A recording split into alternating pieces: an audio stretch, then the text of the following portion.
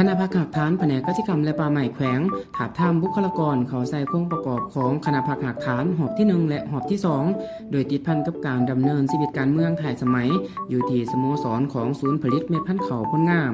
ซึ่งก่อนการถาบทามคณะประธานก็ได้มีคำเห็นโอล่มโดยเน้นให้บรรดาสมาชิกพรรคในตัวหักฐานที่ได้เข้าร่วมในกองประชุมครั้งนี้ได้ค้นคว้าพิจารณาอย่างถี่ถ้วนโดยเลือกเฟ้นเอาบุคลากรที่เต็มไปด้วยมาตรฐานและเงื่อนไขที่ครบถ้วนเพื่อรับประกันให้ได้3หุ่นและเพศเผ่า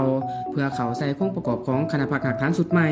ก่อนที่จะได้สืบต่อการถาบทามโดยการปอนบัตรคัดเลือกในหอบที่1และหอบที่2พร้อมทางได้มีการแบ่งจุสำรวจดำเนินชีวิตการเมืองถ่ายสมัยโดยเริ่มจากคณะพักหักฐานเลขาหน่วยพรรคตลอดหอดสมาชิกพรรคเติมอีกและนี่ก็แม่น1นาทีครับจอกหน่อย EP นี้อยู่ที่คณะพักหักฐานแผนกกสิกรรมและป่าไม้แขวงและพบกันใหม่ EP หน้าบ๊ายบาย